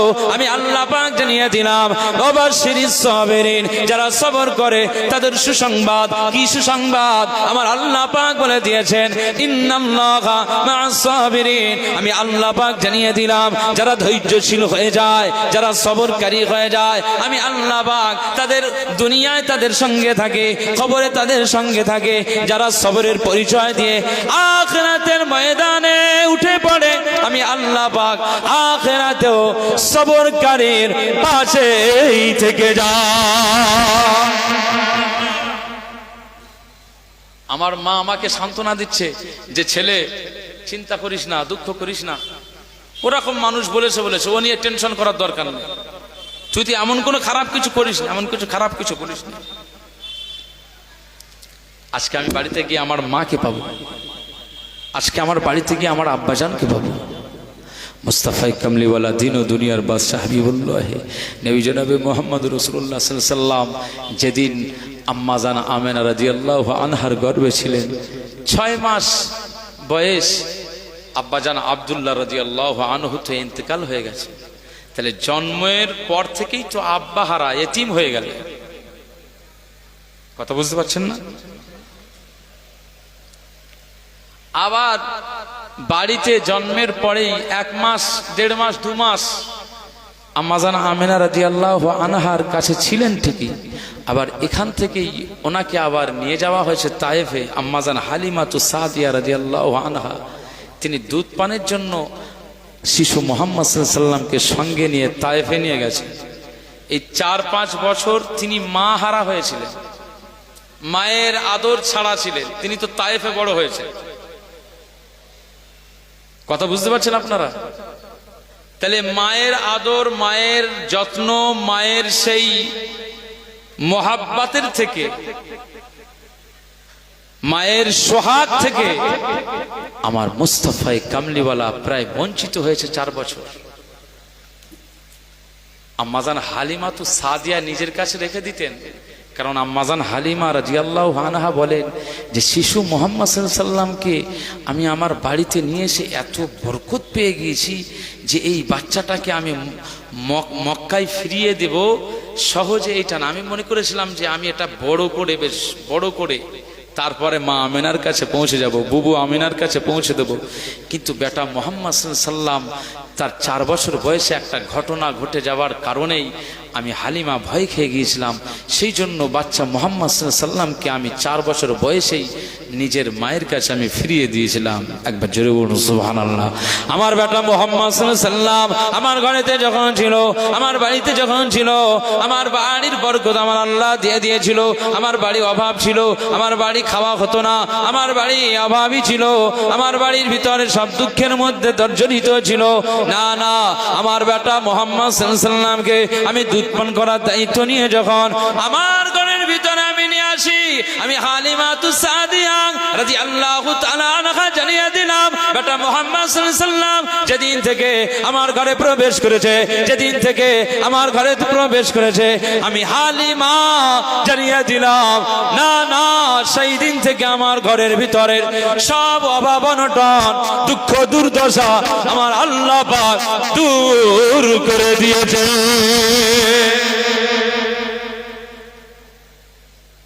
এত রিজেকে বরকত পেয়েছি যা ভাষায় বলা যায় না। সেই বাচ্চাটাকে আমি বুবু আমিনার কোলে ফিরিয়ে দেওয়া এটা আমার ইচ্ছে ছিল না, কিন্তু ঘটনাক্রমে একটা ঘটনা ঘটে গিয়েছিল। রাসূলুল্লাহ সাল্লাল্লাহু আলাইহি সাল্লাম একদিন আমার ছেলে আব্দুল্লাহর সাথে আমার ঘরের পিছনে ফাঁকা জায়গাতে, এই তায়েফে আপনারা গিয়েছেন কেউ? এখানে হাজী সাহেব কেউ আসেন? কেউ আসেন? উমরা পালনকারী বা আপনার হাজি হজ পালনকারী কেউ গেছেন? তায়েফের জমিনে গেছেন? আসেন, গেছেন? গেছেন? তায়েফে গেছিলেন? তায়েফে যাওয়া হয়নি। আলহামদুলিল্লাহ, তায়েফ একটু সুস্বাস্থ্যের শহর, পাহাড়ি এলাকা, আবহাওয়া বেশ মনোরম। তো মক্কার মানুষদের সেই সময়ের কালচার ছিল, বাচ্চা হলেই এই শহরের বাচ্চাগুলোকে তায়েফে পাঠিয়ে দিত। তো আম্মাজান হালিমা রাদিয়াল্লাহু আনহার বাড়িটা তো তায়েফের সাদিয়া বনু সাদ গোত্রের মানুষ, তো তার কোলে পাঠিয়ে দিয়েছিল আম্মাজান আমিনা রাদিয়াল্লাহু আনহা। এবছরে আমার একজন হাজী সাহেব আমাকে 3 বার নিয়ে গেছেন, একটা টাকা আমার খরচ করতে হয়নি। তিনি আমাকে এত ভালোবাসেন। আরে টাকা থাকলেই যাওয়া হবে এটা নয়, তকদির হওয়ার দরকার। তো আল্লাহ পাকের শুকরিয়া করে শেষ করতে পারবো না। ওই হাজী সাহেবের জন্য আমি দোয়া মোনাজাত করে শেষ করতে পারবো না, কারণ চর্মচোখে মুস্তাফার দরবার দেখা এটা তকদিরের দরকার আসে না? নেই বলে রাসূলুল্লাহর দরবার, নেতার দরবারে যাওয়া। এই ছোলাদানা, হরিহরপুর এবং কাটারাটি গ্রামের এই এলাকার সমস্ত মানুষদের জন্য আমি প্রাণ উজাড় করে দোয়া চাই, আল্লাহ জীবনে একবার হলেও আমার নূর নবীর রওজা আকদাস কিনারায় আপনাদের একবার দাঁড়ানোর আমার আল্লাহ সুযোগ করে দেন। একবার জোরে বলুন আল্লাহুম্মা আমিন। জোরে বলেন আল্লাহুম্মা আমিন। আহা মুসলমানের ছেলেরা, এ নবীর উম্মত উম্মতিরা, খুব খেয়াল করে শুনুন। 2023 এসে হজ পাকে গিয়েছিলাম, 24-এ উমরাতে গিয়েছিলাম, 2025-এর 21শে আগস্টে ফিরে আসলাম। আজকে 20শে আগস্ট, 1 মাস হয়ে গেল। 1 মাস আগে মদিনা শরীফ ছেড়ে চলে এসেছি। যখন রাসূলুল্লাহ দরবার ছেড়ে আসা হয় না, মন ভালো লাগে না। কি দরবার ছেড়ে আসতেছি, কোন জায়গা ছেড়ে বিদায় নিচ্ছি। আহা, সেই বাংলার জমিন, আজকে আমরা বাংলার জমিনে ফিরে আসতে হচ্ছে। সোনার দরবার, সোনার টুকরার দরবার, রাসূল নূরানি দরবার, জান্নাতের দরবার, যে দরবারে বসে থাকলে আমার আল্লাহর রহমত নাজিল হয়ে যায়। মুস্তাফা কামলিওয়ালার রওজা আকদাসের কিনারায় কখনো আসরের পরে গিয়েছি, সালাম জানিয়েছি, ফজরের আগে গিয়েছি, সালাম জানিয়েছি। যখন মন হয় নেতার কাছে হাজির হয়ে যায়, একজন গার্জেনের কাছে যখন, একজন জাতি জনগণ গোলাম যখন হাজির হয়ে যায়, একজন অভিভাবকের কাছে যখন একজন গোলাম হাজির হয়ে যায়, এ নবীর উম্মত উম্মতিরা খুব খেয়াল করে শুনুন, ওই গোলামের দুঃখ দূরে সরে যায়, ওই গোলামের যন্ত্রণা দূর হয়ে যায়, ওই গোলামের ব্যথা যন্ত্রণা কষ্ট দূর হয়ে যায়। এজন্য সাহাবীদের বর্ণনা, আমাদের খাওয়া ছিল না, আমাদের পড়া ছিল না, আমাদের বাসস্থান ছিল না, আমাদের পোশাক ছিল না, আমাদের যন্ত্রণা ছিল, ক্ষুধার যন্ত্রণা ছিল, আমাদের ক্ষুধার যন্ত্রণা ছিল, মানসিক নির্যাতনের যন্ত্রণা ছিল, কুফার কুরাইশদের অত্যাচারের যন্ত্রণা ছিল। না না, এত যন্ত্রণা থাকবার পরেও আকা মাওলা রাসূলুল্লাহ সাল্লাল্লাহু আলাইহি ওয়াসাল্লাম দিন ও দুনিয়ার বাদশা হাবিবুল্লাহকে, নবী জনাবে মুহাম্মদ রাসূলুল্লাহ সাল্লাল্লাহু আলাইহি ওয়াসাল্লামকে যখন এক নজরে পেয়ে যায়, আকা মাওলা রাসূলুল্লাহ সাল্লাল্লাহু আলাইহি ওয়াসাল্লামের চাঁদ মুখখানা, নূরানি চেহারাখানা যখন দিদার হয়ে যেত, ক্ষুধার যন্ত্রণা ভুলে যেতাম, দুঃখের কথা ভুলে যেতাম, বাড়ির বিপদের কথা ভুলে যেতাম, কষ্টের কথা ভুলে যেতাম, মানসিক নির্যাতনের কথা ভুলে যেতাম, পানি পিপাসার কথা ভুলে যেতাম। মুস্তাফা কামলিওয়ালার দিদার পাওয়ার সাথে সাথে আমার আল্লাহ পাক আমাদের হৃদয়ে শান্তির বাতাবরণ জাহির করে দিত। বলবেন না, একজন সাহাবী আল্লাহর নবীর দরবার থেকে বাড়িতে চলে গেছে। বাড়িতে সংসারের কাজ কাম করতে করতে হঠাৎ আবার চলে গেছেন রাসূলুল্লাহ সাল্লাল্লাহু আলাইহি ওয়াসাল্লামের দরবারে। হুজুর পাকের দরবারে গেলেন, কি ব্যাপার, তুমি সব সময় মদিনার চত্বরে, মদিনার আমার দরবারে থাকো, তোমার সংসার আছে, ফ্যামিলি আছে, বাচ্চা কাচ্চা আছে, ঘর আছে, তো তুমি বাড়িতে সব সময় থাকতে পারো না? না ইয়া রাসূলুল্লাহ, আপনার দরবারে থাকি, প্রয়োজনের তাগিদে আমি ঘরেতে যাই, অবশ্যই সংসার মেনটেন করি, বাবা মাকে দেখভাল করি, এটা তো আপনি বলে দিয়েছে। বাচ্চাদের দেখভাল করা, এটা তো আপনার পক্ষ থেকে আমরা মেসেজ পেয়েছি। বিবিদের ভালোবাসা, এটা তো আপনার থেকে পেলাম। বাবা মা, জন্মদাতা পিতা, গর্ভধারিণী মায়েদের ভালোবাসা, তাদের খিদমত করা, এটা তো আপনি বলে দিয়েছেন, তাদের আমরা খিদমত করি, এটা তো করি। তবে ইয়া রাসূলুল্লাহ, হাবিবাল্লাহ, এই সংসারের কাজ, সংসারের দায়িত্ব পালন করতে করতে হৃদয়ে একটা যন্ত্রণা শুরু হয়ে যায়। মুস্তাফা কামলিওয়ালার দিদার পাওয়ার যন্ত্রণা, আমার রাসূলুল্লাহ চাঁদ মুখখানা দেখবার যন্ত্রণা, আমার হৃদয়ে যন্ত্রণা শুরু হয়ে যায়। আমি বাড়ি কাজ করতে আর ভালো লাগে না, নিজের বিবি আর ভালো লাগে না, নিজের ছেলে মেয়েদের আর পছন্দ হয় না, নিজের এলাকা আর ভালো লাগে না, কাজ কারবার করতে আর ভালো লাগে না। তখন যন্ত্রণার মাত্রাটা এত অধিক হয়ে যায়, আমি আর সহ্য করতে পারি না। মদিনার দরবারে, আপনার দরবারে আমি হাজির হয়ে যাই, তো আপনার দরবারে আমি হাজির হওয়ার সাথে সাথেই আপনার চেহারা মুবারক, নূরানি চেহারাখানা আমি দিদার পাওয়ার সাথে সাথেই আমার হৃদয়ের সব যন্ত্রণাটাই নিমেষেই নিভে যায়। একবার জোরে বলুন সুবহানাল্লাহ। মুসলমানের ছেলেরা, খুব খেয়াল করে শুনুন, ওই সোনালী দরবার, নূরানি দরবার, আমি একজন গোলাম, আমি একজন একজন মুস্তাফার গোলাম। কিছু মানুষ বলে গোলাম তো হবে আল্লাহর গোলাম, গোলাম তো হবে আল্লাহর গোলাম, না মুস্তাফার গোলাম হওয়া যাবে না। তাহলে মনে রাখতে হবে মালিক তো আমার আল্লাহ, কিন্তু তুমি যখন একজনের কোলে কাজ করো তখন তুমি বলো কেন যে আমার মালিক আমাকে টাকা দেয়নি, আমার মালিকের কাছে আমি কাজ করি, 10 জন আমরা 20 জন শ্রমিক হিসাবে কাজ করি অমুক মালিকের কাছে, অমুক মনিবের কাছে। মনিব যদি হয় আল্লাহ, মালিক যদি হয় তো আল্লাহ, মানুষকে কেন মালিক বলছো? এই জন্য হাকিকি একটা মাজাজি শব্দ রয়েছে, মনে রাখতে হবে।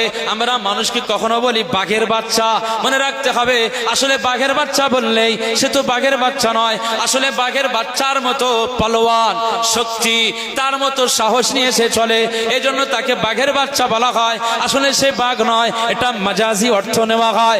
এ নবীর উম্মত উম্মতিরা, গোলাম তো মূলত আমরা হাকিকি অর্থে আল্লাহর গোলাম, কিন্তু মনে রাখতে হবে মাজাজি অর্থ আমরা আমাদের মদিনাওয়ালা আমরা গোলাম আছি।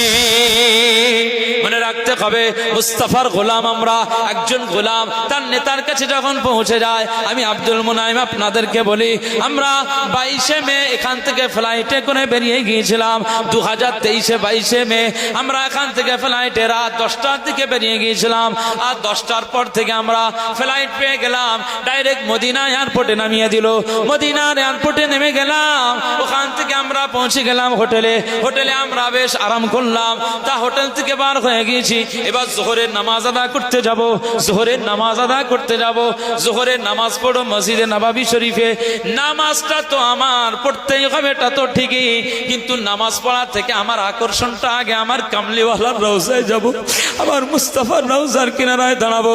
দিন ও দুনিয়ার বাদশা হাবিবুল্লাহকে, নবী জনাবে মুহাম্মদ রাসূলুল্লাহ সাল্লাল্লাহু আলাইহি ওয়াসাল্লামকে জীবনে নাম শুনেছি, চোখে দেখিনি, জীবনে তার নামে দরুদ পড়েছি, চোখে দেখিনি, জীবনে তার নামের কালেমার জিকির করেছি, চোখে দেখে নাই, জীবনে কোরআনুল কারীমের ভিতরে মুহাম্মদুর রাসূলুল্লাহ শব্দ পেয়েছি, জীবনে চোখে দেখে নাই, যেখানে কোরআনুল কারীমের ভিতরে মা কানা মুহাম্মাদুন আবা আহাদিম মির রিজালিকুম ওয়ালাকিন রাসূলুল্লাহি ওয়া খাতামান নবিয়্যিন, যে আয়াতে কারিমা তেলাওয়াত করেছি, জীবনে চোখে দেখে নাই।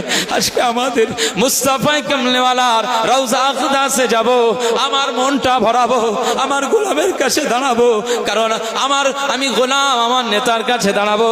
নূর নবীজির রওজা আকদাসে ঢুকবার সময় বাবু সালাম দিয়ে ঢুকতে হয়। বাংলাদেশিরা ঢোকে, পাকিস্তানিরা ঢোকে, আফগানিস্তানিরা ঢোকে, জার্মান জাপানিরা ঢোকে, ইন্দোনেশিয়ানরা ঢোকে, তাম বিশ্বের কান্ট্রি থেকে ঢোকে না, না, সমস্ত বিশ্বের মানুষগুলো তারা যায় আর সবাই নবীর উপরে সালাম জানায়। সবার মুখে জারি আসসালাতু ওয়াসসালামু আলাইকা ইয়া রাসূলুল্লাহ, আসসালাতু ওয়াসসালামু আলাইকা ইয়া হাবিবাল্লাহ, আসসালাতু ওয়াসসালামু আলাইকা ইয়া খায়রা খালকিল্লাহ, আসসালাতু ওয়াসসালামু আলাইকা ইয়া নবিয়াল্লাহ, আসসালাতু ওয়াসসালামু আলাইকা ইয়া ইমামাল মুরসালিন, আসসালাতু ওয়াসসালামু আলাইকা ইয়া খাতামান নবিয়্যিন, আসসালাতু ওয়াসসালামু আলাইকা ইয়া সাইয়্যিদাল মুরসালিন।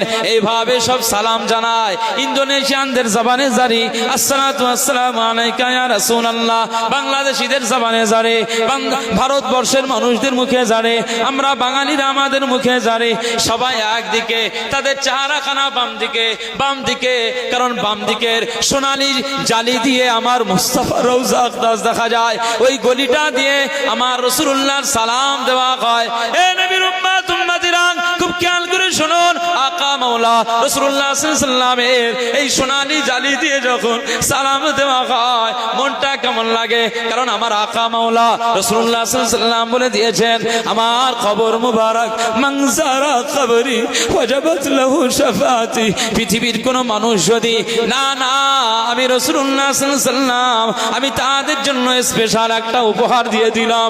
কেউ যদি আমার কবর মুবারক শরীফ জিয়ারত করে নেয়, আমার রওজা শরীফটা জিয়ারত করে নেয়, আমি আকা মাওলা রাসূলুল্লাহ সাল্লাল্লাহু আলাইহি ওয়াসাল্লাম জানিয়ে দিলাম, অবশ্যই আমার কবর মুবারক শরীফ জিয়ারত করার জন্য আমি রাসূলুল্লাহ সাল্লাল্লাহু আলাইহি ওয়াসাল্লাম আমার একটা দায়িত্ব বেড়ে যায়। কি দায়িত্ব বেড়ে যায়? আজ সুলাতানা থেকে এসেছে, হরিহরপুর থেকে এসেছে, কাটারাটি গ্রাম থেকে এসেছে, আমি গোলামপুরের হাট গ্রাম অনন্তপুর গ্রাম থেকে গিয়েছিলাম, আমার উম্মাত আজ অনন্তপুর থেকে এসেছে। রাসূলুল্লাহ সাল্লাল্লাহু আলাইহি ওয়াসাল্লাম বলেছেন, কিয়ামত কিয়ামতের ময়দানে আমার একটা দায়িত্ব বেড়ে যায়। আমি রাসূলুল্লাহ সাল্লাল্লাহু আলাইহি ওয়াসাল্লাম জানিয়ে দিলাম, আমার রওজার কিনারায় যখন দাঁড়িয়ে এসে সালাম জানায়, এই সালামটা পেয়ে আমি রাসূলুল্লাহ খুশি হয়ে যাই। সরাসরি আমার এই গোলাম, আমার এই উম্মতের জন্য আমি রাসূলুল্লাহ জবাব দিয়ে দিই। ছেড়ে বলবেন না, নারায়ে তাকবীর। কিয়ামতের ময়দানে আমার একটা দায়িত্ব বেড়ে যায়। আমি রাসূলুল্লাহ সাল্লাল্লাহু আলাইহি ওয়াসাল্লাম, আমি আমার ওই সমস্ত উম্মাতিদেরকে আমি ডেকে ডেকে ডেকে ডেকে আমার আল্লাহকে বলবো, আল্লাহ এই উম্মাতগুলো আমার কবর মোবারক জিয়ারত করেছিল, সুতরাং শাফাআতি ওয়াজাবাত লাহু শাফাআতি, আমার শাফাআতটা আজকে এই জিয়ারতকারী উম্মাতের জন্য আল্লাহ আপনি কবুল করে নিন। মুস্তাফায়ে কামলিওয়ালা কিয়ামতের ময়দানে যখন সুপারিশ করবেন, যখন শাফাআত করবেন, যখন সুপারিশ করবেন, যখন শাফাআত করবেন, মুস্তাফার কথা আমার আল্লাহ ফেলে দেবেন না। আপনার লোকাল এলাকার নেতাদের কথা নেতাদের খুঁজে পাবেন না, এমএলএ খুঁজে পাবেন না, এমপি খুঁজে পাবেন না, ব্যারিস্টার খুঁজে পাবেন না, এসডিও খুঁজে পাবেন না, এখানে মিনিস্টারকে পাবেন না, না না, অর্থমন্ত্রী পাবেন না, শিল্পমন্ত্রী পাবেন না, শিক্ষামন্ত্রী পাবেন না, মুখ্যমন্ত্রী পাবেন না, প্রাইম মিনিস্টার পাবেন না, কোন নেতা আপনি খুঁজে পাবেন না। সেই দিনে একমাত্র আপনার নেতা, আমার নেতা, সকলের নেতা, কামলিওয়ালা, দিন ও দুনিয়ার বাদশাহ হাবিবুল্লাহকে, নবী জনাবে মুহাম্মদ রাসূলুল্লাহকে সাল্লাল্লাহু আলাইহি ওয়াসাল্লাম, যিনি আমাদের জন্য সুপারিশ করবেন, আপনার জন্য সুপারিশ করবেন, যার জন্য আমার আল্লাহ পাকের দরবারে সুপারিশই করবেন, তার সুপারিশটা আমার আল্লাহ পাকের আরশে আজিমের মহানতম আদালতে কবুল হয়ে যাবে। ছেড়ে বলবেন না সুবহানাল্লাহ। রাসূলুল্লাহ সাল্লাল্লাহু আলাইহি ওয়াসাল্লামের সুপারিশটা সেদিন কবুল হয়ে যাবে।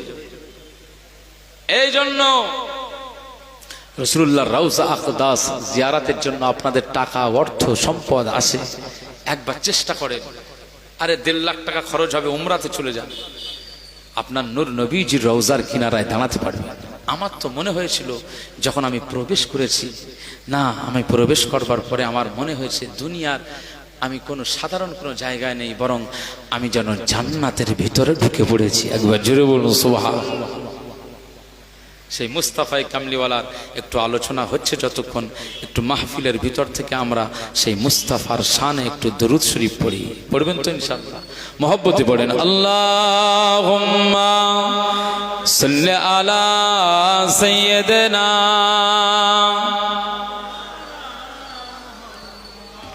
ওয়া আলা আলি সাইয়্যিদিনা।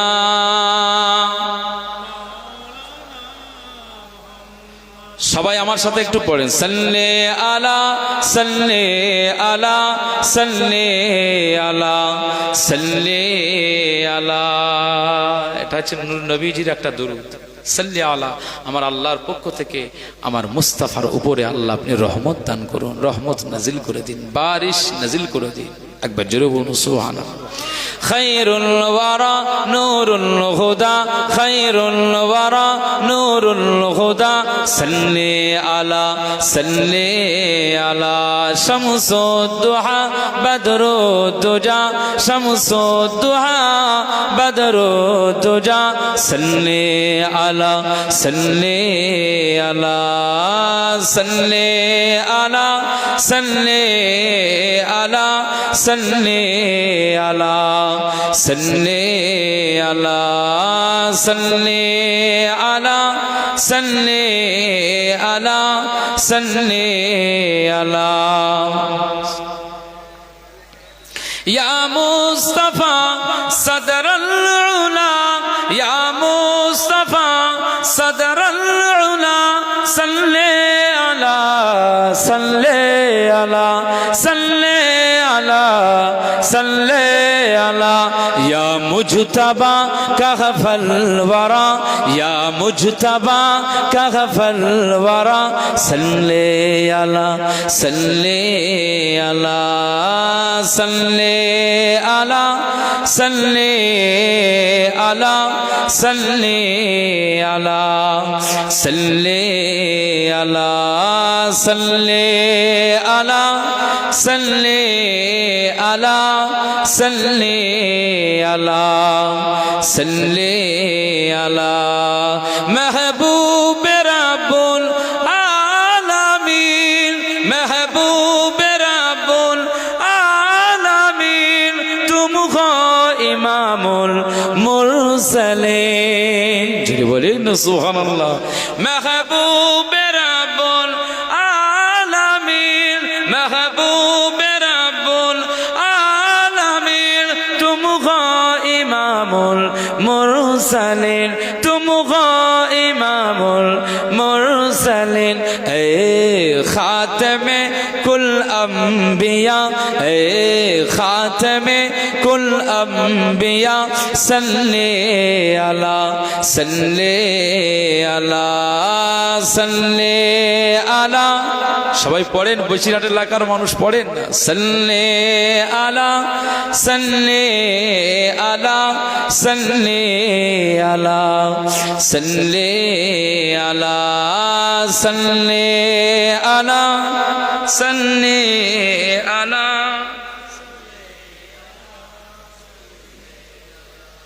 तुमको बहारे जा फिजा तुमको बहारे जा फिजा सारा जगह तुमसे सजा सारा जगह तुमसे सजा ए जीनते अर्ज़ो समा ए जीनते अर्ज़ो समा सल्ले अला सल्ले अला सल्ले अला सल्ले अला सल्ले अला सल्ले अला सल्ले अला सल्ले अला सल्ले अला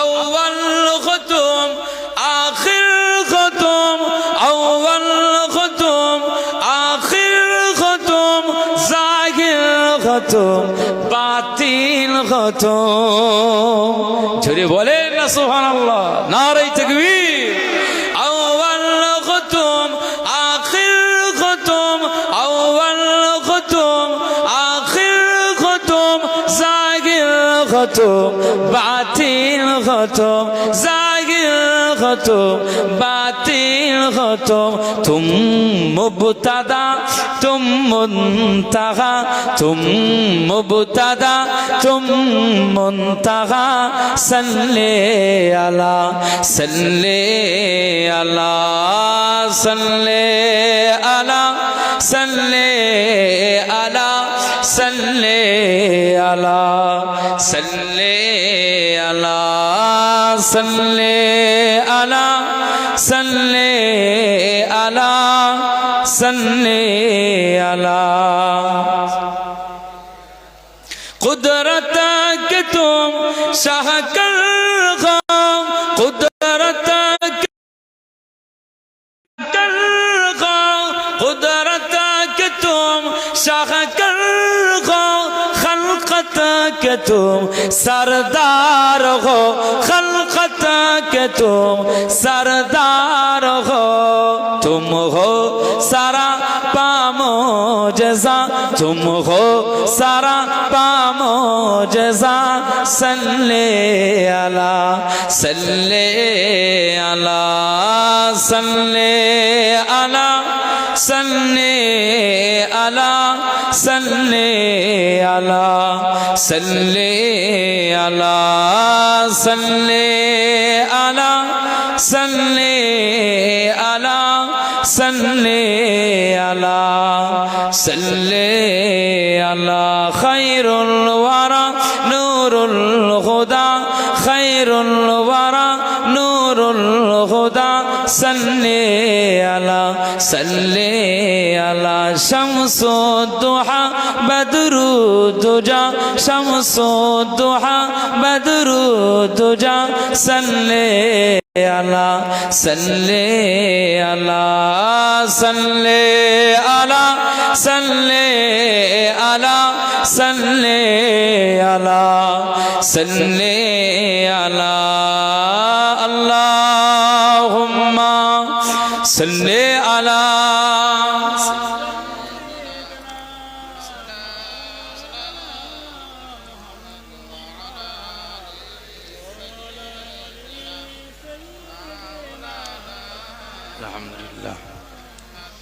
আলহামদুলিল্লাহ। আমার দিনদার ইমানদার ভাইরা, নেককার আল্লাহওয়ালা বাবাজিরা, অনেক কিছু আমি গুছিয়ে আলোচনা করতে গেলে হয়তো সময় সেইভাবে আর পাওয়া যাবে না। আমি যেটা বলতে চাইছিলাম, আমরা কষ্ট পেলে বাড়িতে গিয়ে মাকে বলবো, মা আমি অমুক জায়গাতে মাহফিলে গিয়েছিলাম, এরকম তর্ক বিতর্কে জড়িয়ে গিয়েছিলাম, আমার উপরে এমনকি আক্রমণাত্মক মেজাজ, মা আমাকে সান্ত্বনা দেবে না? দেবে না? নূর নবীজি যখন মক্কার জমিনে মানুষের কাছে কালিমা প্রচার করছেন, ঠিক সেই মুহূর্তে আবু লাহাব যদি পাগল বলে নিজের চাচা, কষ্ট হবে না? হবে না? বাচ্চাদেরকে পাগল বলা হচ্ছে, কষ্ট হবে না? হবে না? আহা, মুস্তাফা কামলিওয়ালা নিজের আব্বাকে হারিয়ে ফেললেন। 6 বছর বয়সে নিজের আম্মা জান আমেনা রাদিয়াল্লাহু আনহা তিনিও চলে গেলেন। 8 বছর বয়সে নিজের দাদুজি আব্দুল মুত্তালিব রাদিয়াল্লাহু আনহু তিনিও ইন্তেকাল হলেন। এই আব্দুল মুত্তালিব রাদিয়াল্লাহু আনহু নিজের দাদু, তার দাদু মুহাম্মদ সাল্লাল্লাহু আলাইহি ওয়াসাল্লামকে কত ভালোবাসতেন, পোতাকে কত ভালোবাসতেন জানেন?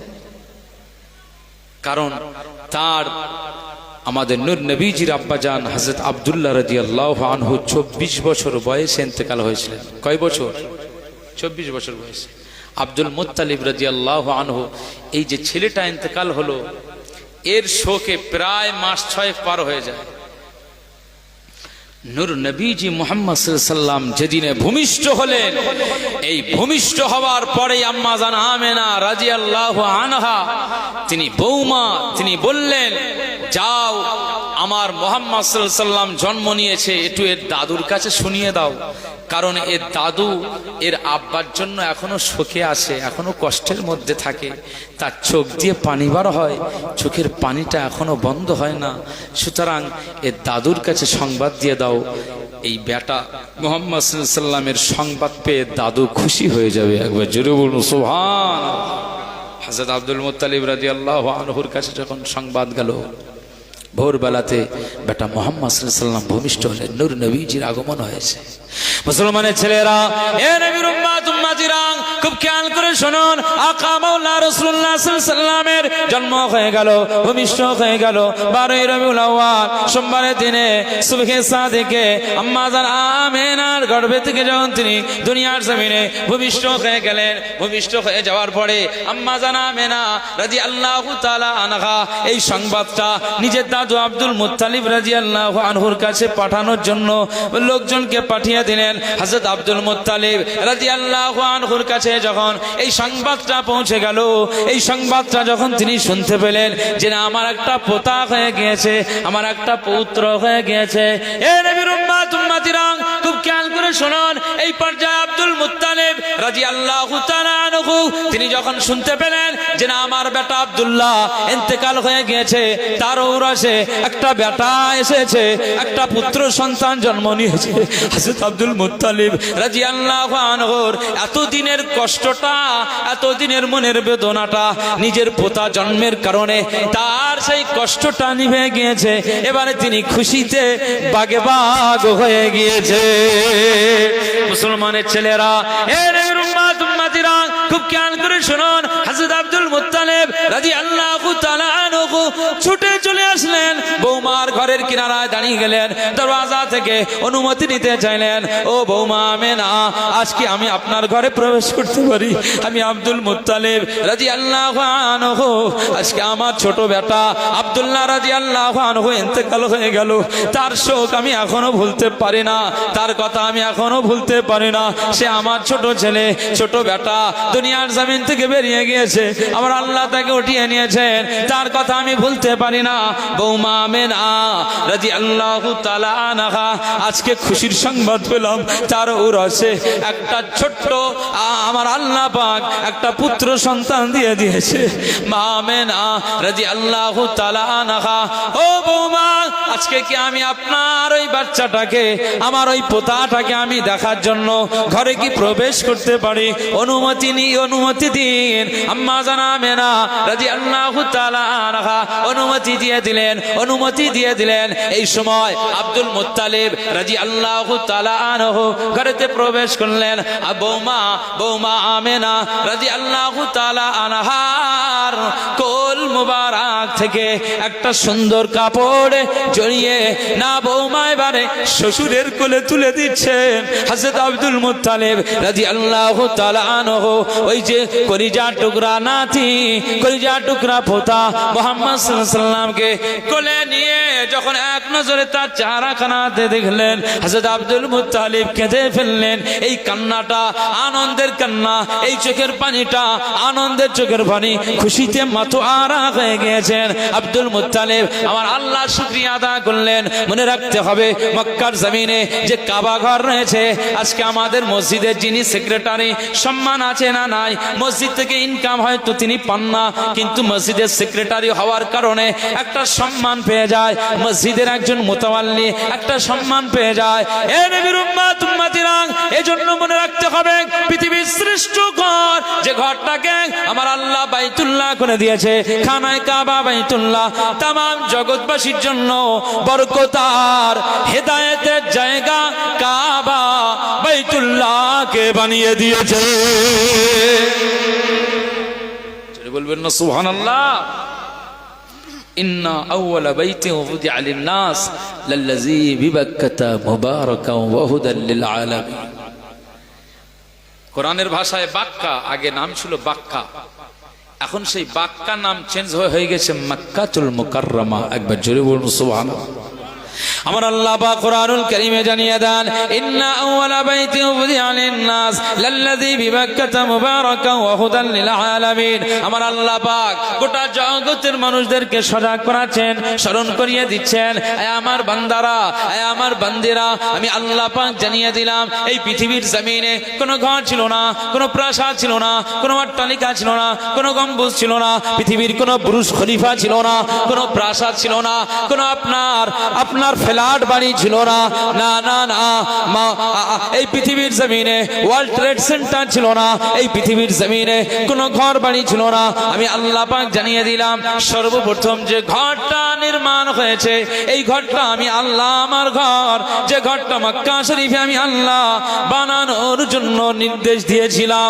নবী আদম আলাইহিস সালাম দুনিয়ার জমিনে এসেছেন, আমি আল্লাহ পাক দুনিয়ার জমিনে সর্বপ্রথম এই আদম নবীকে খানায় কাবা বানানোর জন্য আমি আল্লাহ আদেশ করেছিলাম। সর্বপ্রথম এই ঘরটার নাম হচ্ছে খানায় কাবা বাইতুল্লাহ। এই শ্রেষ্ঠতম একটি ঘরের যিনি মুতাওয়াল্লি সেক্রেটারি হবেন, তার মর্যাদা সমাজে আছে না নেই? তো মক্কাতুল মুকাররমাতে যোগ্য সম্পন্ন ব্যক্তি তো আর কেউ নেই। শিক্ষাগত যোগ্যতা এবং তার ভিতরে আদর্শময় যোগ্যতা, যে কোনো মানুষকে খুঁজে পাওয়া যায় না, একমাত্র আমার নূর নবীজির দাদু আব্দুল মুত্তালিবকে মানুষ পেয়ে গিয়েছে। জনগণের সিদ্ধান্ত, এই সমাজে কাবা বাইতুল্লাহর মতো একটি ঘর, যে ঘরের রক্ষণাবেক্ষণের দায়িত্ব কে আছে? কেউ নাই। মক্কার জমিনে একমাত্র আব্দুল মুত্তালিব আপনি রয়েছেন, আপনি মুতাওয়াল্লি হবেন। জনগণের সিদ্ধান্তে আব্দুল মুত্তালিব রাদিয়াল্লাহু আনহু কাবা বাইতুল্লাহর মুতাওয়াল্লি ছিলেন। এই কাবা বাইতুল্লাহর মুতাওয়াল্লি, কাবা বাইতুল্লাহর সেক্রেটারি, তিনি মা আমেনার ঘরে গিয়েছেন, তার চোখ দিয়ে পানি গড়িয়ে যায়। না না, তার কোলের যে বাচ্চাটা, এই বাচ্চাটা তার ইন্তেকাল হয়ে যাওয়া, মরে যাওয়া হযরত আব্দুল্লাহ রাদিয়াল্লাহু তাআলা আনহু আনহু সুসন্তান মুহাম্মদ সাল্লাল্লাহু আলাইহি ওয়াসাল্লাম এই বাচ্চাটাকে পেয়ে এক নজর দিলেন। তার চেহারাখানা দেখে হযরত আব্দুল মুত্তালিব রাদিয়াল্লাহু আনহু বলেন, আমি এই বাচ্চাটাকে পেয়ে এমন আকর্ষণে পড়ে গিয়েছিলাম, বাচ্চার অটোমেটিক আমার দুটো ঠোঁট বাচ্চার ঠোঁট মুবারকে পড়ে গিয়েছে। বলবেন না সুবহানাল্লাহ। মুসলমানের ছেলেরা, এ নবীর উম্মত উম্মতিরা, খুব খেয়াল করে শুনুন, আপনার নাতি হয়েছে, আপনার পুতা হয়েছে, আপনি ঠোঁটে চুমা লাগান, মুখে চুমা লাগান, কপাল মুবারকে চুমা লাগান। আপনার চুমা দেওয়া আর আব্দুল মুত্তালিব রাদিয়াল্লাহু আনহুর চুমা দেওয়া দুটো আসমান আর জমিন ফারাক। আজকে আমার যে ছেলেটাকে আমি চুমা দিয়েছি, আমার যে বাটাটাকে আমি চুমা দিয়েছি, আমার যে নাতিটাকে আমি চুমা দিয়েছি, আমার যে পোতাটাকে আমি চুমা দিয়েছি, দেখা যায় আমার আল্লাহ যেন কোনো বাচ্চাকে এমন না করেন। আমার আল্লাহ প্রত্যেকটা আমাদের ঘরের সন্তানকে আল্লাহওয়ালা বানান। আমরা চাই না এমন বাচ্চা যে বাচ্চাটা বড় হয়ে গাঁজা খাবে, মদ খাবে, গাঁজা খাবে, চুল্লু খাবে, এরকম বাচ্চা আমরা চাই না। তবে আমরা কখনো কখনো দেখা গিয়েছে আমার যে নাতিটাকে আমি চুমা দিয়েছি, ও বেটা বড় হয়ে, ও নাতি বড় হয়ে কারো কথা মানে না। আমি একজন হাজি সাহেব, ওকে বলি নামাজ পড়, নামাজ পড়ে না। ওকে বলি তুই যে লটারি কাটি সেটা কাটবি না বাবা, ও আমার কথা শোনে না। এরকম হয়ে গিয়েছে, লম্পট শ্রেণীর হয়ে গেল। এরকম সমাজে আসে না নাই? ওই নাতিটাকে আমি চুমা লাগিয়ে দিয়েছিলাম, তাহলে এখানে হাকিকাতে যাকে চুমা দিয়েছি বড় হয়েছে, যাকে চুমা দিলাম একজন হারামখোর লটারি কাটে, লটারি কাটনেওয়ালার ঠোঁটে আমি চুমা দিয়েছি। না না, আব্দুল মুত্তালিব রাদিয়াল্লাহু আনহু যাকে চুমা দিয়েছেন তিনি হলেন জগতের বাদশা। জগতের বাদশার ঠোঁটে হযরত আব্দুল মুত্তালিব রাদিয়াল্লাহু আনহু চুমা লাগিয়েছে। তার চুমার মর্যাদা আমাদের চুমা দুটো সমান। হযরত আব্দুল মুত্তালিব রাদিয়াল্লাহু আনহু নিজের বৌমা আমেনাকে বলছেন, আমেনা রাদিয়াল্লাহু তাআলা আনহা, আচ্ছা আমাদের নূর নবীজির মিলাদুন নবী সাল্লাল্লাহু আলাইহি ওয়াসাল্লাম মাহফিল হচ্ছে, আমরা রাসূলুল্লাহ সাল্লাল্লাহু আলাইহি ওয়াসাল্লামের জন্মের সময়ের যে বিষয় বা গর্ভে থাকার যে বিষয়গুলো এত সময় ধরে যে আলোচনাগুলো করছি, এতে আপনাদের কোনো আপত্তি হচ্ছে না তো? এটাই তো মিলাদুন নবী সাল্লাল্লাহু আলাইহি ওয়াসাল্লাম মাহফিল, এটাই তো মুস্তাফার আলোচনা। আজকে ওয়াজের মাহফিলগুলো আমরা রঙ্গ তামাশা, হাসি ঠাট্টার জায়গা করে ফেলেছি। শালা সুমন্দি করে ওয়াজের মাহফিলটাকে আমরা রসাতলে দিয়েছি। আজকে ওয়াজের মাহফিলটাকে আমরা বিভিন্ন ভাবেই রঙ্গমঞ্চ করে ফেলেছি। আজকে ওয়াজের মাহফিল, রসুলের মেম্বারটাকে আমরা আমাদের দ্বারায় এটাকে আমরা জলাঞ্জলি দিচ্ছি। আজকে জনগণ আর জাতি যেটা নেবে সেটা পায় না। আজকে এরকম একটা পরিবেশ সিচুয়েশন তৈরি হয়েছে। আজকে এরকম একটা যুগ সন্ধিক্ষণে আজকে মুস্তাফার আলোচনা যদি না হয়, তাহলে কোন মাহফিলে আপনি আপনার নূর নবীজির আলোচনা শুনবেন? আর কালকে আপনি সকাল হলেই তো এবারে আপনি বাজারে যাবেন, অমুক পার্টির মিটিং, অমুক পার্টির জিন্দাবাদ, অমুক নেতার জিন্দাবাদ, এই তো চলবে। মুস্তাফার জিন্দাবাদ তো সেখানে নাই। আজকে উত্তর প্রদেশের মতো একটি জায়গা যেখানে মুসলিমদের বসবাস বেশি, মুসলিমরা সেখানে বসবাস করেন। আজকে ইউপির মতো জায়গা যেখানে সবচেয়ে বড় একটি মাদ্রাসা আছে, আমাদের হানাফি ঘরানার মাদ্রাসা, উলামায়ে দেওবন্দের, হাক্কানি দেওবন্দের মাদ্রাসা। এই মাদ্রাসার মতো এই ইউপিতে যে এত বড় মাদ্রাসা, যেখানে ইলমের সেন্টার আছে, সেই রাজ্যে আজকে জালিম সরকারের পক্ষ থেকে মুসলমানদের উপরে আঘাত হানা হচ্ছে। আজকে শুধুমাত্র একজন ব্যক্তি আই লাভ মুহাম্মদ সাল্লাল্লাহু আলাইহি ওয়াসাল্লাম, শুধু এই কথাটা, এই লেখাটা একটা ব্যানারে শুধু টাঙিয়েছেন একটা জায়গায়, সম্ভবত উত্তর প্রদেশের কানপুর সৈয়দাবাদ এরকম একটা জায়গাতে তিনি শুধু ব্যানারে এটা বহিঃপ্রকাশ যে আই লাভ মুহাম্মদ সাল্লাল্লাহু আলাইহি ওয়াসাল্লাম। আসলে আমরা আমাদের মুস্তাফায়ে কামলিওয়ালাকে ইস্তেহারের মাধ্যমে আমরা ভালোবাসার নমুনা দেখাতে চাই না। আমরা ব্যানারে আই লাভ মুহাম্মদ সাল্লাল্লাহু আলাইহি ওয়াসাল্লাম এটা লিখিয়ে দিয়ে এটাকে দেখিয়ে আমরা ভালোবাসার পরিচয় দিতে চাই না, বরং আই লাভ মুহাম্মদ সাল্লাল্লাহু আলাইহি ওয়াসাল্লামকে আমরা হৃদয়ের মধ্যে ভালোবাসার স্থান করে দিয়েই এই পৃথিবীর জমিনে আমরা ভালোবাসার প্রকাশ করতে চাই। একবার জোরে বলুন সুবহান। আজকে একটা ব্যানার টাঙিয়েছে, তার জন্য এফআইআর করেছে 18-20 জনের নামে। ভারতবর্ষের জমিনে শিখ, ঈসাই, বৌদ্ধ আর হিন্দু আর মুসলিম কওমের ভাইরা, দলিত আদিবাসীরা তার নিজস্ব ধর্মীয় কালচারের ফেস্টুন টাঙায় না। আজ নিজস্ব রাজনীতির পলিটিক্যাল ফেস্টুন টাঙায় না। আজকে বিভিন্ন জায়গাতে এই সমস্ত টাঙায়।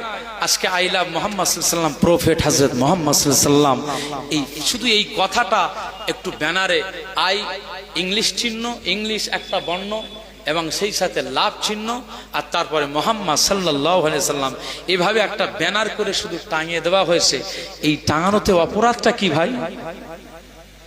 কিসের অপরাধ এখানে হয়েছে যে তার জন্য এফআইআর করতে হবে?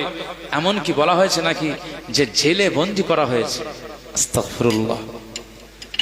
মনে রাখতে হবে সোলাদানা আর কাটারাটি হরিহরপুর এলাকার মানুষ, আজকে আমাদের জানে যতক্ষণ শরীরে জান আছে, ধরে যতক্ষণ আমাদের রুহু আছে, মনে রাখতে হবে তত সময় পর্যন্ত আমাদের প্রতিটি রক্তের বিন্দু দিয়ে আমরা আমাদের মুস্তাফাকে ভালোবাসি।